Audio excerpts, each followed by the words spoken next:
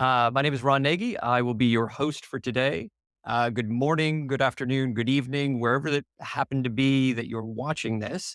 It's a great thing that it is fall back. I don't know if you live in a location where the time changes. I wish kind of it all stayed the same, but we got an extra hour. So that is definitely a bonus. But I don't know if that helped for me because my mic was muted at the beginning. Anyways, as I was saying, we've got a great session. Nishant is going to be here to talk about Adobe Commerce. I'm going to come back and talk a little bit about Adobe Extensibility and our extensibility program, what we're doing there. And then we've got Cedric coming up to talk about Adobe Experience Manager, and he'll close that out. I'll give some previews, and then we'll get you out of here for the next session. Again, thank you so much for joining us. Let me throw this up here, the video that I didn't play at the very beginning, and then we'll kick it off with the shot.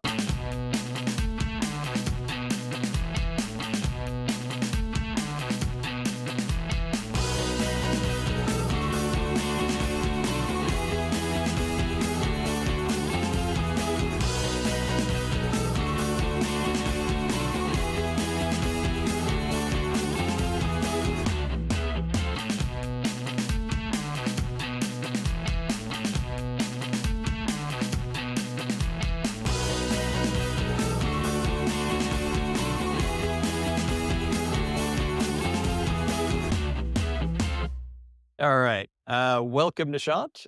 Thank you so much for joining us today. Good morning, Ron.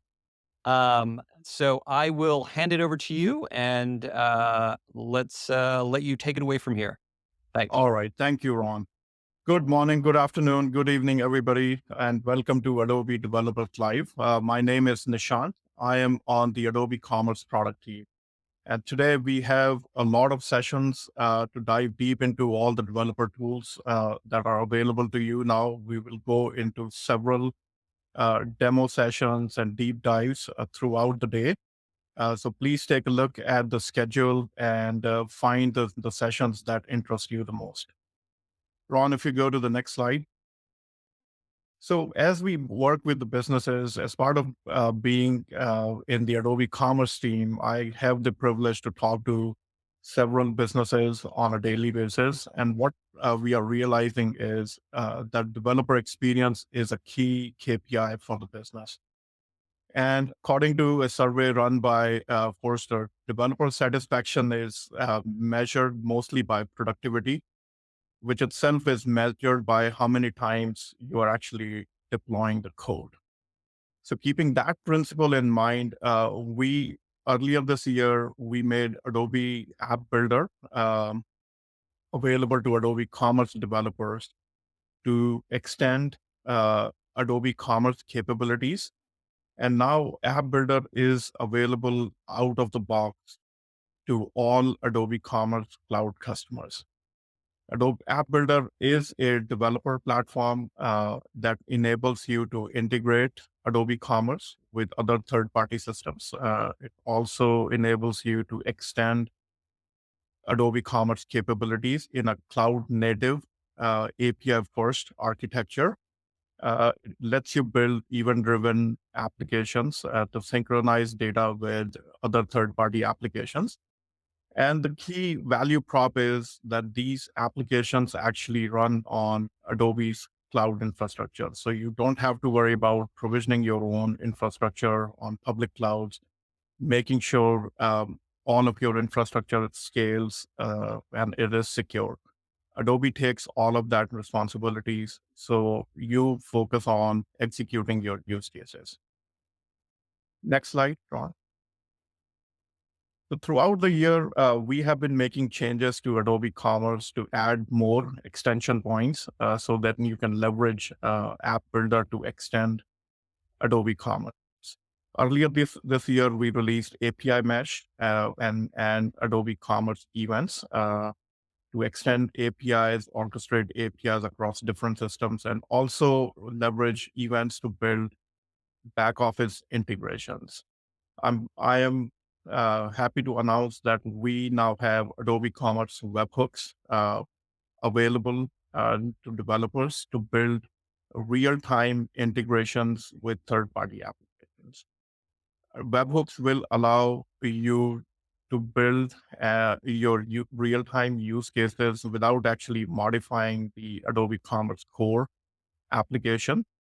And just using simple configurations, you can configure a webhook or reach out to a third-party applications in a critical path. And these webhooks are going to come in very handy when you have to build integrations for checkouts. It could be a payment gateway integration, could be a loyalty program integration, could be inventory checks. Now you can perform all of that using Adobe Commerce Webhook without actually modifying any of the core application code.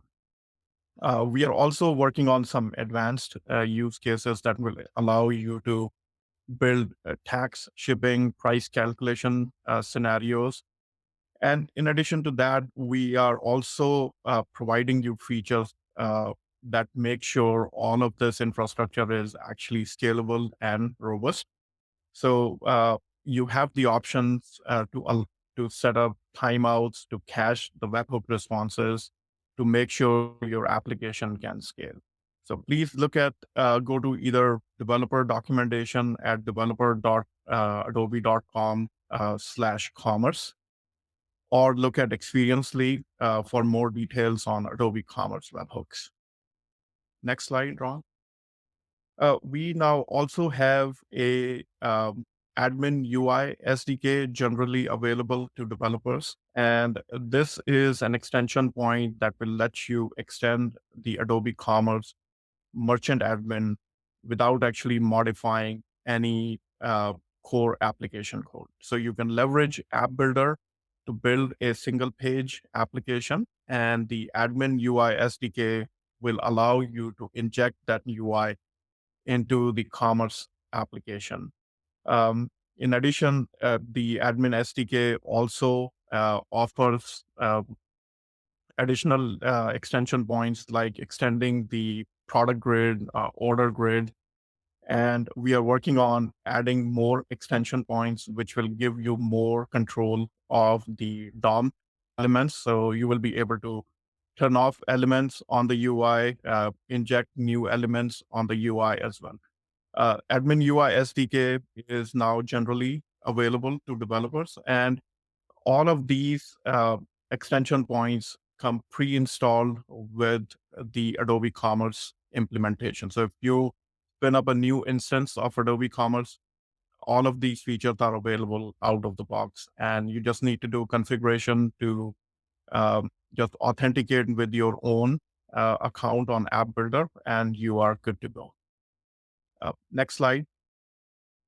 So in addition, we also have now App Builder support on our marketplace. So I'm pleased to announce that developers can now build App Builder applications and submit them for listing on Adobe Commerce Marketplace, as well as the Exchange Marketplace. So commerce developers have the option of dual listing, and their apps are not just going to be available on Commerce Marketplace. They will also be featured on Exchange Marketplace. So as a developer, your reach is going to exponentially increase because of it being listed on the Exchange Marketplace. The submission portal and submission steps for you as an ISV or a developer remain the same for commerce developers. So just like you submitted extensions in the past, it's the same step. You, instead of just building a PHP extension, now you will be building App Builder application and going through the same steps for listing on the marketplace. We have also made a decision to not charge any commission for 2 years from the app listing date. So any money that you make from applications, it's all yours to keep for 2 years. So this is a great way to actually build applications and make sure you have as broader of a reach from a merchant standpoint as you can get, because we are now expanding into exchange as well. Next slide. On. In addition, we also now have assurance program available for Adobe Commerce Marketplace. So this is a program where we are going to work with partners to make sure their applications are tested for performance, quality, scalability, and support. And when your application is listed on the marketplace, it will show assurance program tag on the marketplace, which will give merchants added confidence that Adobe has worked with the developer and made sure the application actually meets all the requirements to be a first grade application. And this feature is already available. So you can go to commercemarketplace.adobe.com, and when you search for an application, there will be a filter for assured applications. So you can check that out. And if this is something that you are interested in, if you are interested in just enrolling in assurance program, please email us at commercemarketplace@adobe.com. We would love to work with you and make sure your application is listed as an assured app. Next slide. So, as I mentioned, we have the developer program and developer submission available for app builder applications for commerce. And we have been working with several partners over the past few months to build applications.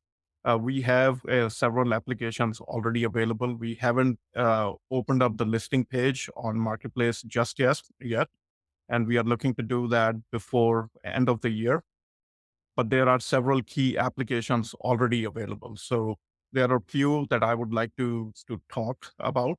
The first one is revenue management and subscription management by Zora. So this is an app that merchants can install for advanced revenue management and advanced subscription management functionalities. And the app is available. You can install it in your app builder platform, and it is natively integrated with Adobe Commerce. So it gives you advanced subscription and revenue management features out of the box.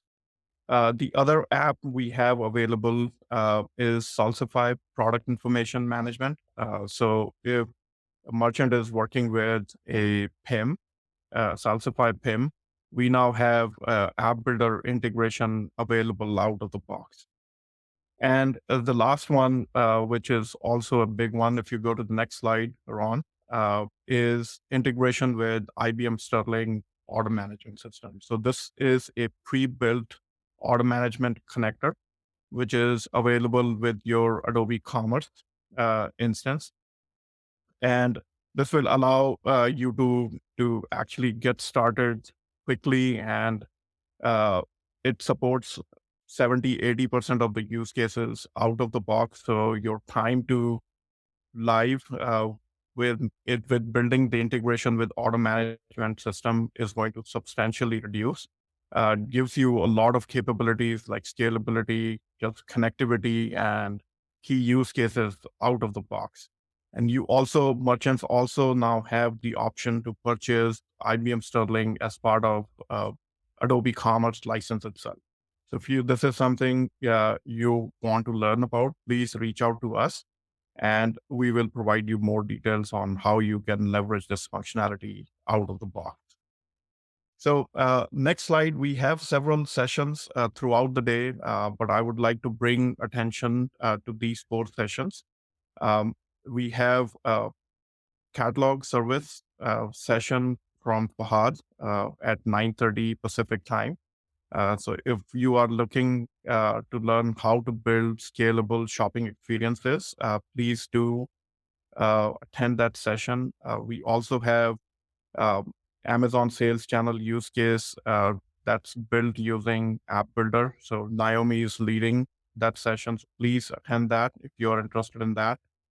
And we now have a native integration available with Amazon AWS Event Bridge. And Kanika is going to lead that session, building low-code, event-driven Adobe Commerce integrations with EventBridge. So at 10:45. So that is another good session. And then if you want to learn about APIs and API mesh, Christian Partiga is going to be leading a session at 11:30 on API mesh and APIs. So a lot of great content throughout the day. We would love to hear from you. If you have any questions, please put it in comments. We will respond as soon as possible. Back to you, Ron. All right. Thank you very much, Nishant. I am delighted to see all of the progress that you're making with Adobe Commerce and definitely with App Builder. So it's fantastic to have worked with you over the past couple of years to bring all of that to life and to see kind of the uptake and the partners and customers that are using it as well. So it's super encouraging. Fantastic. All right. Thanks very much. And we'll talk to you later. Have a great day. All right. Thank Oh, I think I cut him off there. Okay. So I'm going to talk a little bit about extensibility. You heard Nishant talk about App Builder, and probably a lot of you that are watching this today may already even have access to App Builder, either through the trial program or through a license that you have, either with Adobe Commerce or directly. So App Builder is a complete framework to extend and integrate all of your Adobe Experience Cloud solutions with either each other, building integrations that don't already exist between our Experience Cloud products, or with third-party solutions where you want to bring data or content into the mix. So this unified extensibility model is super great because it allows developers to really just focus on this kind of low code development, JavaScript based development platform that allows them to go quickly from starting up a project in developer console, CLI, to configuring that, and then your favorite code editor, VS Code, or what have you, to then building out and publishing either a full application with UI or a microservice. And App Builder, the real benefit of it is it's multifunctional, right? It's like a Swiss Army knife for content and data. It's serverless, so it ensures that it scales to the needs that you have for whatever use case that you're building it for. Um, it has a number of common integration points already with DX. You'll see a number of those with API Mesh, as Nishant had mentioned. That allows a great deal of flexibility, not only for Adobe Commerce but other solutions as well. Um, and then running kind of that glue code that really binds solutions together in a serverless function is very flexible. And again, that converting content and data from one format to another. Maybe you're JSON and you need XML or what have you. And then it has file and storage options out of the box. So as out of the box in terms of what Nishant mentioned with commerce, you get App Builder as part of your license. You also, if you are an Adobe Experience Manager Cloud Service Sites customer, you will get 1 unit of App Builder as well. And this is for new and existing customers. So if you are a customer today and you don't see App Builder, definitely reach out to the sales team and they can get that configured for you, or provisioned rather. And then what 1 unit includes is you get a number of capacity. I guess you could think of this as serverless capacity to run actions in the cloud. You get 6 million gigabyte seconds a year, 24 million custom events. So custom events, essentially, if you want to have an application that is emitting events, like your App Builder application is actually pushing events out to another third-party system, you can do that with custom events. 10 terabytes a year of CDN storage, file storage about a terabyte, or actually a terabyte a year, and then key value storage, 900 request units per second. So We give you everything you need out of the box to quickly get started. One of the common use cases for AEM for headless customers is enabling UI extensibility. You can build UI extensibility on top of the content fragment UI, or sorry, the content fragment admin tool, as well as the editor. And you can also build it coming soon to Universal Editor. And we'll talk a little bit about that later today with a session on Universal Editor, as it turns out. So endless opportunities for additional use cases. As well, I had, as part of my App Builder Live series, I did a use case session maybe about 2 or 3 months ago. So if you're interested in, hey, what can I use App Builder for? Go ahead and check that session out.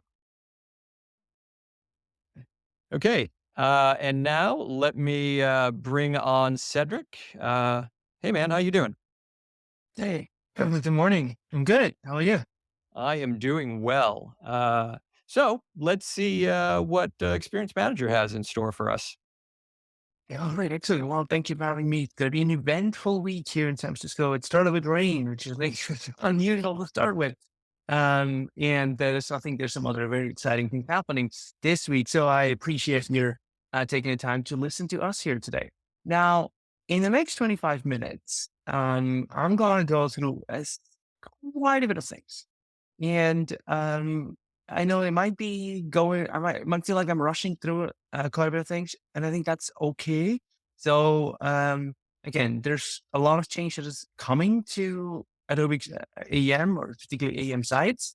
I want to make sure you folks understand how all the pieces fit together. I know we've been over the last, I don't know, year or so, we've been, doing various experiments. And I think these experiments all come together. So I'm going to explain how all these pieces fit. Okay. So the first part of that was actually the finalization of step one. Step one was trying to figure out how can we reinvent or reimagine parts of AM sites. And the general availability we've announced on October 10. So again, some of you folks might have hopefully caught that announcement. If not, don't worry about it. I'll get through this here today. Okay. So on October 10th, we made generally available the edge delivery services, or what we call edge delivery services. And so let me explain a little bit, obviously, what that is and how does it fit into the rest of it and so on. So what you see here is our own page on Adobe.com, which we updated on October 10th.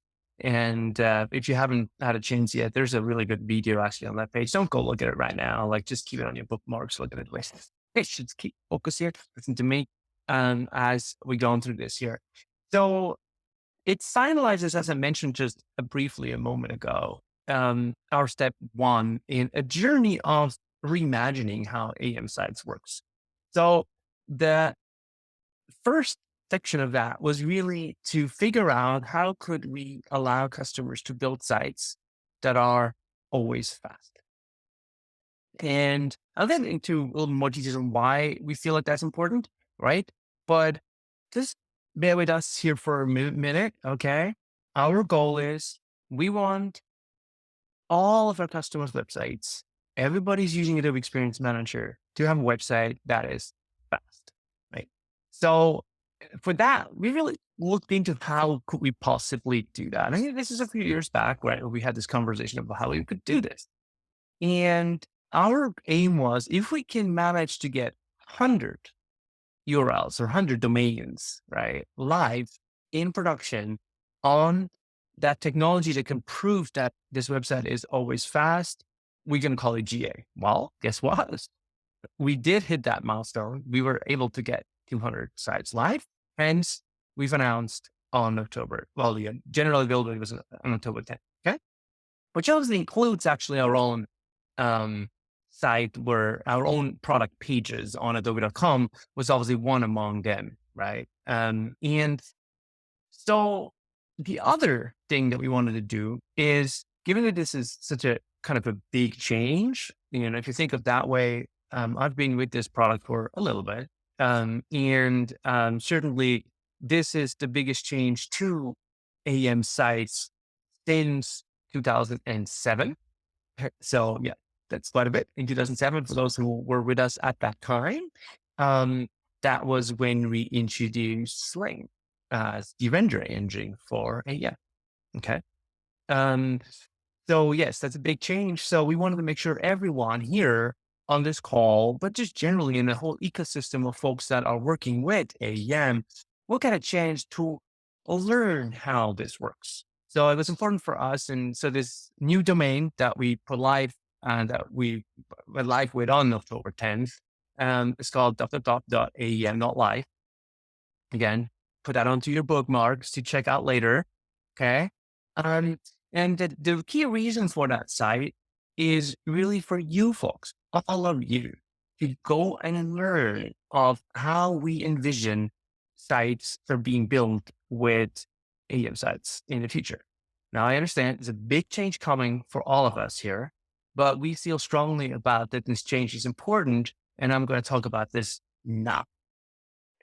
So, whatever it's, Lighthouse score, I think everybody knows what the Lighthouse score is, right? And understands the kind of measuring or having a lab measurement for like how well the site does when it comes to performance, to stability, to interactivity, like how quickly, if you click on a button or if you do an interaction, how quickly does the website reacts to you clicking on that button or open stitching that tab or whatever it is, right?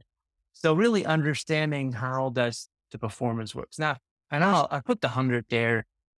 Lattice score 100 is the highest you can get. Now, what is obviously important is what the real users are doing. Now, again, the difference between real users and lab, and I think that we're going to talk a lot about that as we're measuring things, is that we feel strongly that a Lighthouse score of 100 or something nearby, you see the screenshot has 99. I did that on purpose. It's there. Is that lab values vary, right? Lab values are not always the same. It's hard to really get consistent and stable lab values. So that's why, 100 is a yardstick. Okay. And, mileage may vary, but what it causes, and I think that's the important part. We're not so interested in so much in the Lighthouse score of 100. We're interested in what the side effects, or in this case, the first order effects are of the Lighthouse score of 100, which is obviously that you have a website that is fast for almost everyone. No, you can't make a website that's fast for everyone, but you can make a website that's fast for almost everyone. Okay. So again, it's just a little bit now. Again, there's more to a website than just fast. We actually packed in quite a bit of other capabilities that we felt like are relevant to make a very impactful website, or for you folks to have the maximum amount of, engagement that is possible, with technical reasons. Now, there's always your content, there's your graphics, your design, your experiences, right? There's a lot to it for a good site. From our point of view, we're trying to contribute to things that we care. Right?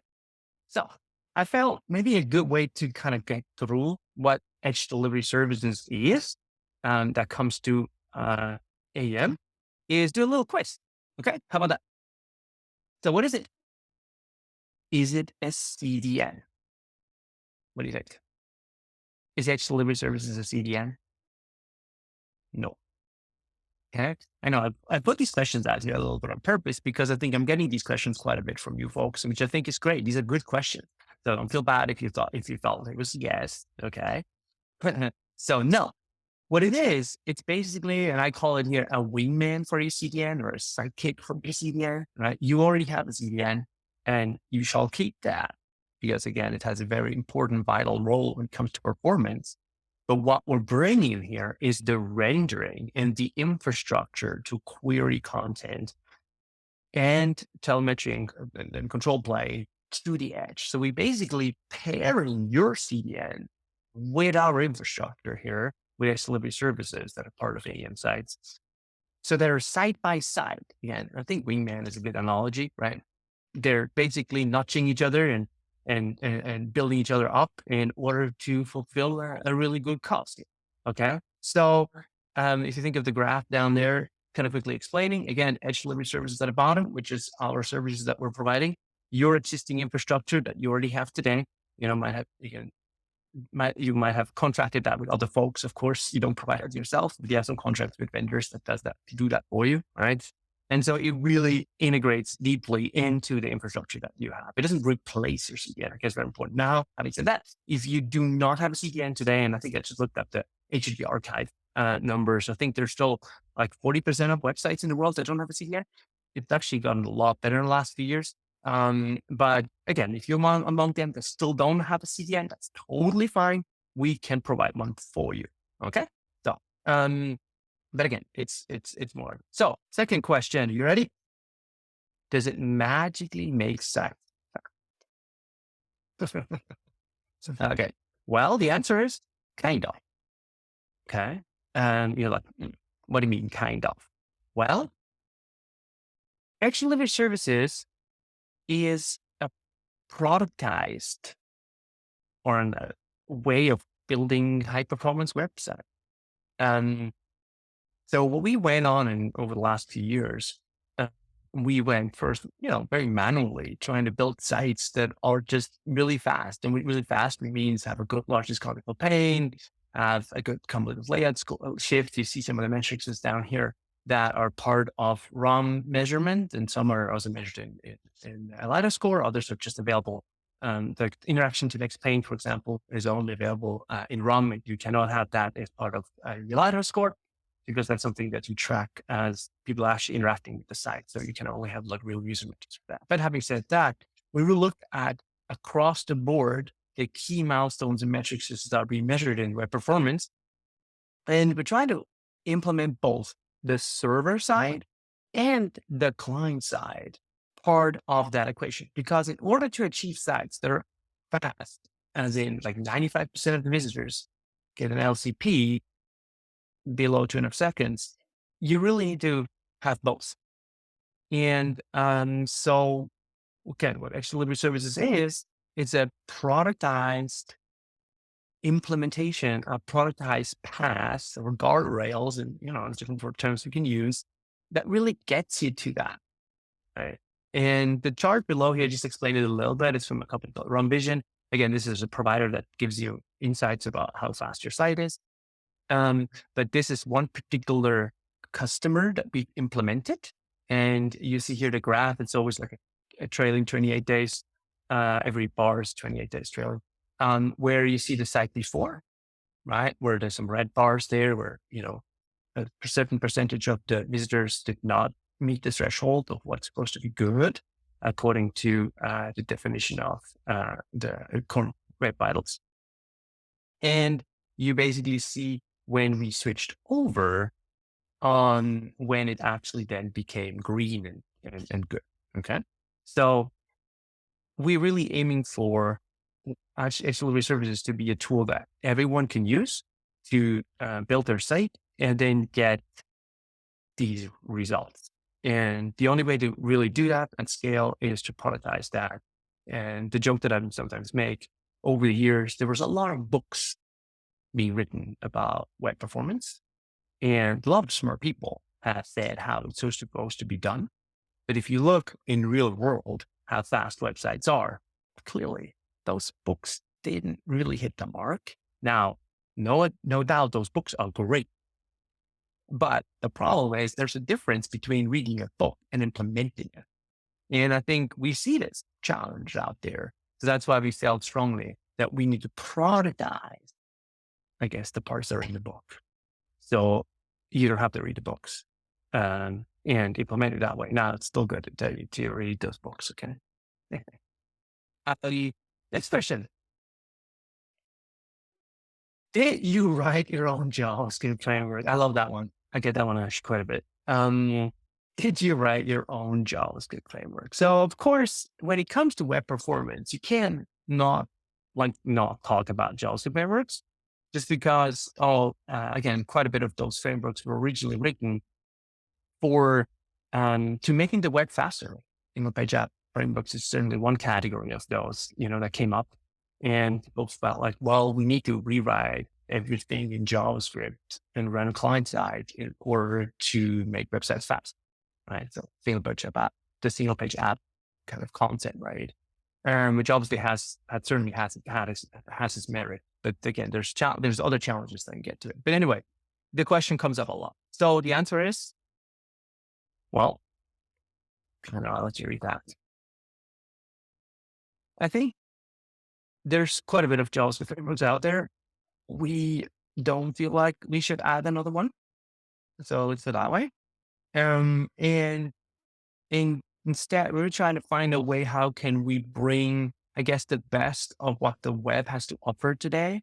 With that, I'm referring to the web platform, right? So there's web platform is what's implemented in the browser, just out of the box, right? Without having to add a lot of extra JavaScript, and really taking the best out of what folks have built in frameworks, and combining that, I think, is where we think the future is going for the web.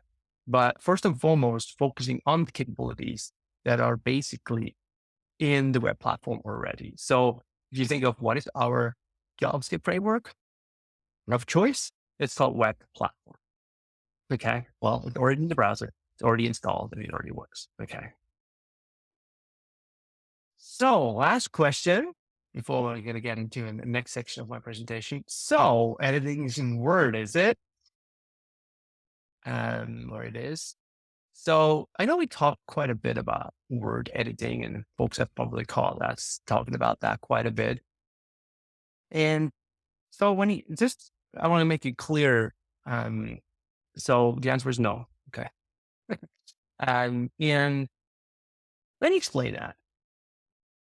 When we started to build edge delivery services, and we kind of thought, okay, how does content management going to evolve? Right. One of the things that we felt strongly about is that we want to create a delivery infrastructure that is open for where the content is actually managed. And I think it's not a secret that a lot of original content that somehow ends up on the web today, it's actually not really managed in a CMS. Well, it's some point gets into the CMS, of course, because it has to get there to be delivered. But folks are not really working in the CMS to actually create the content in the first, because there's an iterative process. Again, many reasons of why that is the case. And so that's how we thought, you know what? It would really be cool if our next generation of our products, right, which is basically what we're talking about here, is are really open for other content sources, other places where content is managed. And again, like we're now a few years in, and a lot of folks are managing the content already in the cloud, and some who's innovate a little bit more. But so we felt like, now again, to be precise, edge delivery services itself doesn't is not limited, or to that matter, for like editing in either Word or Google Docs. But you will kind of ask it, but hey, wait. If I go to aem.live, then I just did this or whatever. I did this a week ago, or you name it. The example that you have on that site walks me through, and the third thing they have to do in this tutorial is open Google Drives. Correct. I think the choice of us really going with what we refer to as document-based editing here is really, we want to make it as easy as possible for as many people as possible to learn how edge delivery services work. But our productized approach to building fast websites. So we wanted to come up with a way to really do this so that literally everyone can just try it out, right? So they can get familiar with it, learn about it, and then ultimately contribute to projects that are using Adobe Experience Manager. And the other thing, again, that's one aspect of it, but the other aspect for sure is, again, the ability for those folks who feel like, hey, this is actually a good choice. Again, that's totally up to everybody's choice, whatever they feel like this is Google Docs or SharePoint is a good choice. Or, and I think you see this in the chart below, let me talk a little bit about that, is we refer to this now as content source. So AM author, GCR, right, is one of possible content sources for edge delivery. So it's SharePoint, so it's Google Drive, so it's GitHub, And so is an open API where you can integrate any other content. So we really want to be open to where the content is actually coming from. Now, again, we certainly want to make sure there's really good combo between AM author and HTML services, which I'll talk about in a bit. All right. Next, the folks are kind of asking me obviously a lot or asking us a lot. Like, how does it, okay, great. Prioritizing faster websites, great. But tell me how does it work? Like, get a little more like, details of sure. Try it out. And I think first of all, I will tell you what I'm going to do in the next 3 slides is kind of give you the mind map of how do we got to the way edge resources works today. Now, I'm not going to explain to you exactly how edge resources works today. You can actually try it out yourself. And we're not trying to hide it either. So it's pretty straightforward to follow up. Once you actually try it out yourself, I think you're going to kind of see through and how it works. Okay. But I want to give you how do we got to this? Because I think that's where, if you look at what we did with HTML services, or, if you got a chance to do so, you try it out. Whatever. They should get it. Like, how do you get there? Like, what? I don't get it. First, some people say it's wrong. Okay, fair enough. Others like, you guys are crazy. Whatever. There's all kinds of things being said about this. It's just, okay, I'll take all that. But I want to give you the kind of mind map how we got there. Okay, because we jumped a few jumps. And so sometimes it's kind of hard to follow all those jumps so quickly just because we're in a kind of, way of thinking. Right. All right. Get started. 2023. Well, it's actually soon 2024, but let's stick with that. What this year, okay, 2023. I think one of the key things is HTTP 2 is default, or you can make it default for your implementation. There's no problems today anymore with using HTTP 2. So I'm like, oh, what does that make difference? Well, there's a lot of things in the front end world that were built because of limitations in HTTP 1.0. And some of these folks are familiar with that, others not so much. Not going to use all details, but stick with that. Today, a lot of today's front end technologies, front end approaches were designed around limitations of HTTP 1.1. If you remove HTTP 1.1 out of your equation and kind of think, well, let's see what HTTP 2 can give us and how about we solve those problems, you can get 2 different results. First one of those is waterfall loading, which is an absolute no-no in HTTP 1.1, is just with HTTP 2. Number 2, well, this whole thing about bundling, like having a bundler, having a compiler, having a compressor, having whatever name you say. Those things were all invented, again, around some of those limitations in trying to achieve better performance. Well, we might not need them anymore. And this idea of with LCP and us focusing on the browser as the viewport of the browser as something that really is important for the user to interact with versus, the difference between focusing on the website as a whole, like a web page as a whole document, versus looking at this as a viewport of the browser where there's certain interactivity happening and focusing on what's actually happening in that viewport versus focusing on the document, right?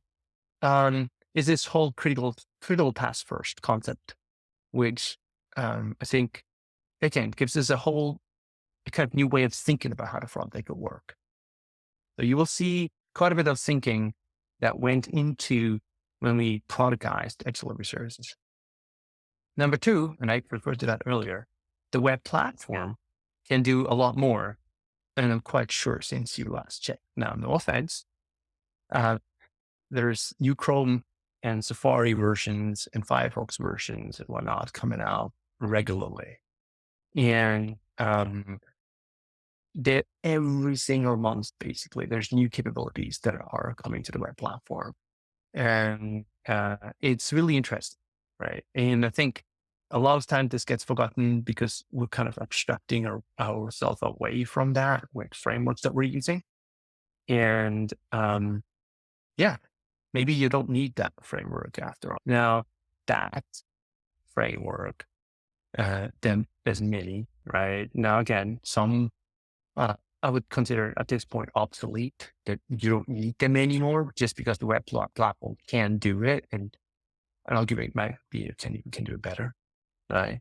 Other frameworks are just totally fine, right? So this is not just a whole toss here at all frameworks. There's just some frameworks that, particularly the older ones, the older the framework is, the more likely it is that you don't need it, right?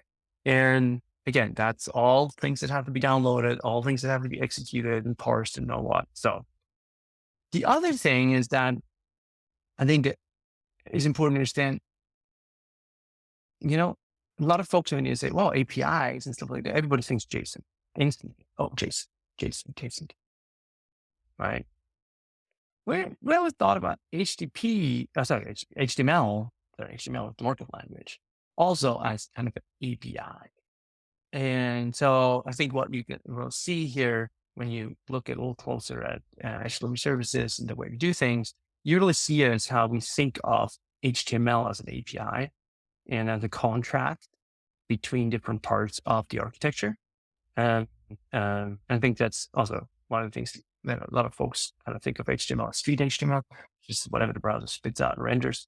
But if you think of HTML as an API. Okay. More, your favorite CDN can do pushing validation. Now, why is that? Why is that important? Why does it matter?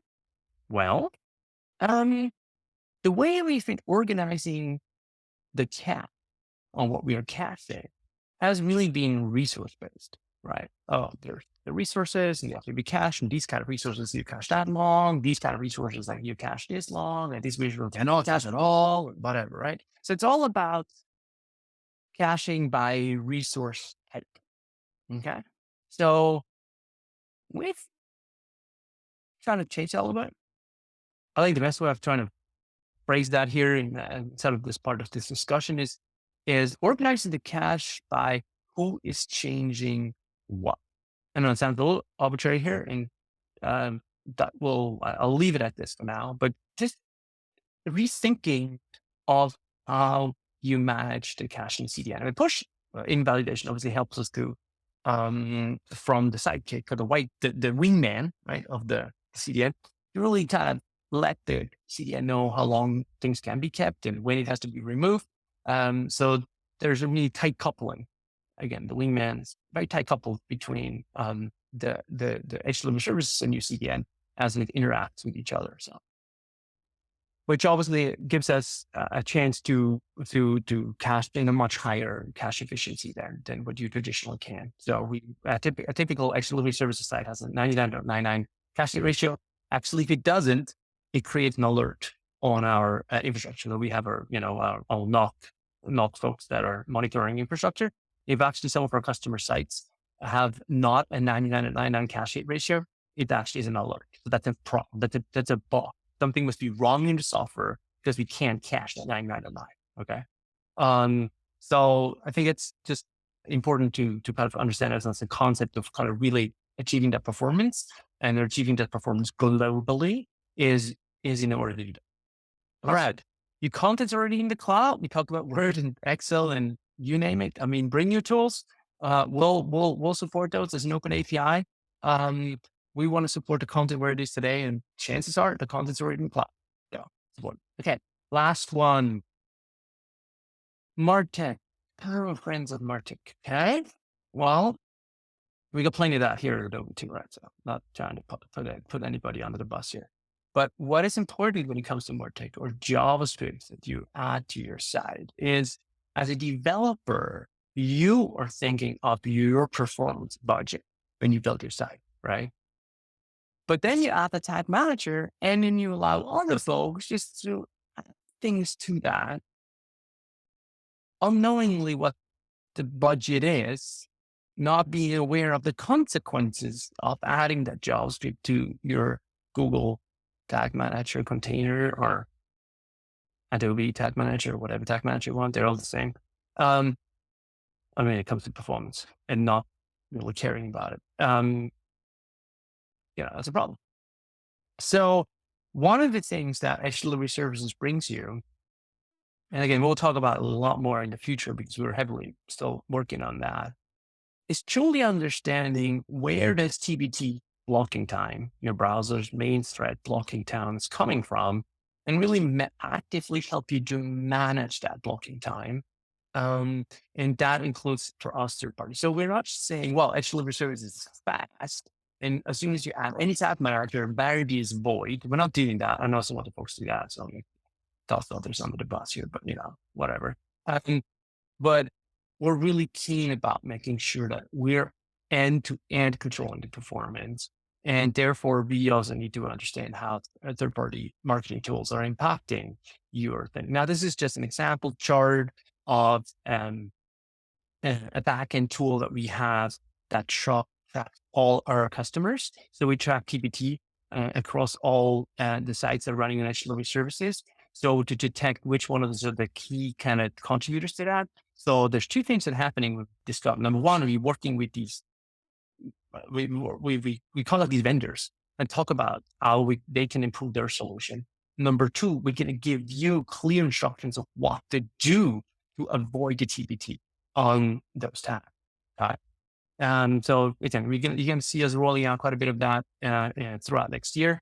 That this is certainly a key part of the value that we want to provide here, on top of providing a fast site, but also really helping you to manage that marketing, that impact of it. Now, we're not saying you shouldn't use those tools. I think these are all great. They all have value, but you need to use them in a way that they don't impact performance. Okay. But what's in it for me? Okay. What's in it for you guys? Okay. Well, there's a few things, of course. I think hopefully everybody's soon start learning how to build fast websites. I think that'll be amazing, isn't it? All right. I think as a nice side effect, we're going to learn how to build fast websites. I think that's great. And we'll hopefully it helps your career too. It makes you happy at work, and it's a great satisfaction to build a site that is fast. I'm telling you, I mean, we've gone onto this now. We have over 100 sites, but we're celebrating everyone. We're celebrating every site that we can get live that is fast. And I think you should celebrate that too. I think it's amazing. So what happens when you go live with a site that is fast? So the first thing that happens, again, the numbers will vary. Okay, of course, depending how much traffic you have and all things. There's so much things that vary. But one thing that I can't get to you here, the numbers are all don't look better. Okay. I don't know how I can tell you how much. Can't tell you that. They will look bad. You won't get negative effect unless you make some mistakes. I can talk about this in a bit. There's still mistakes you can do, and performance alone doesn't get you there. Right? So I think day zero, the first thing that happens is instantly, of course, you have people spending more time on your site. They spend more time on pages because stuff is fast loaded. They're budgeting their brain or how much they just spend more time on it. The other thing is bounce rate. People come to your site and go away right away. Don't do any second click. Goes down right away because again, site is loads. For 75% of the visitors below a second, they just gonna spend more time on your site. The other thing that's happening is over time, okay, you're gonna see this in your chart. People are gonna do more page views, right? They're just gonna spend more time on that. Same day. The interesting part is Google, right? If you go to the what used to be the webmaster tools, and now I think it's called Search Console.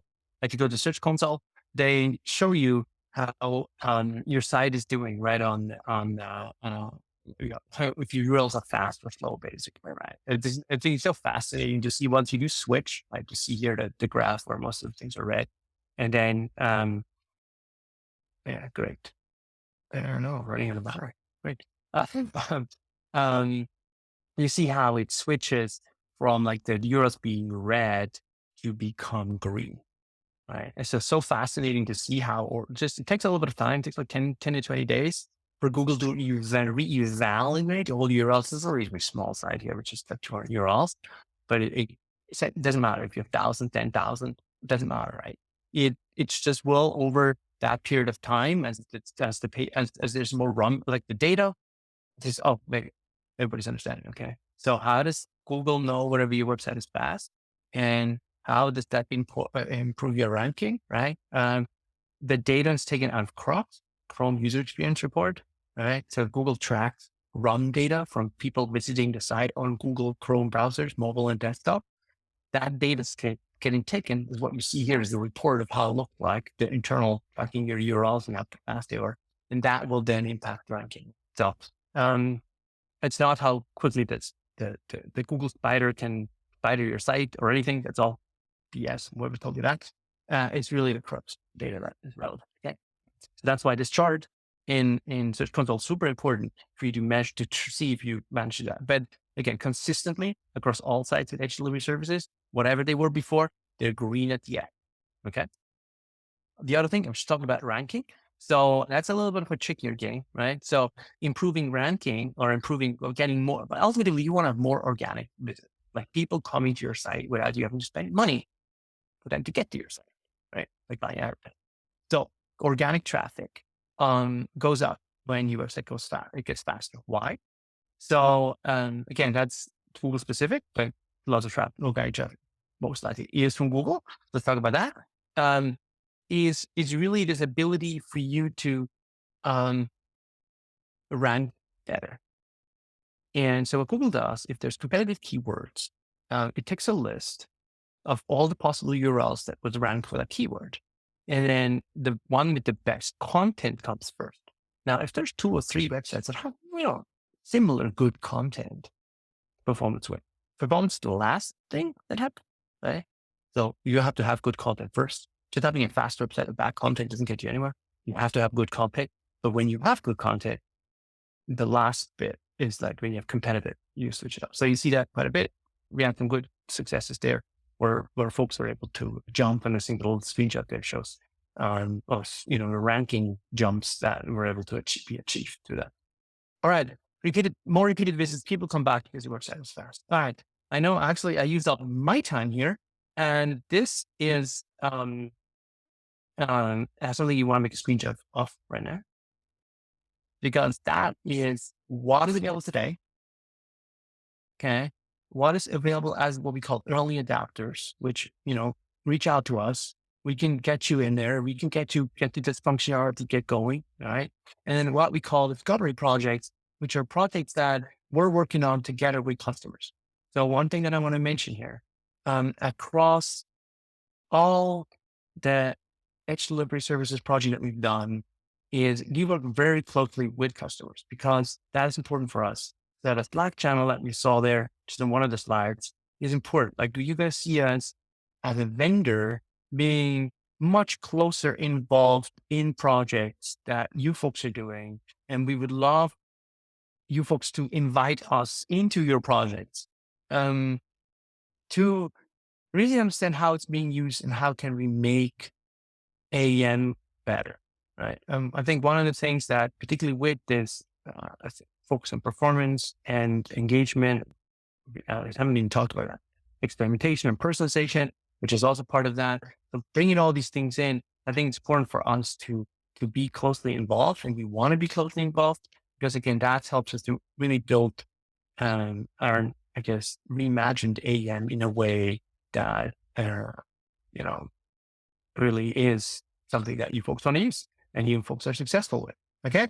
So I won't go into all details. Again, if you have any questions, you find me anywhere you find me. I'm on LinkedIn and Twitter. All right. But yes, thank you.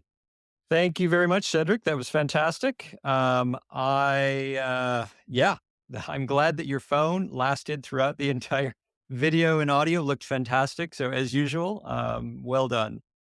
We had a lot of great questions on chat. A bunch of people have answered those. So but we are short on time. So I will talk to you later, and let me close us out here real quick.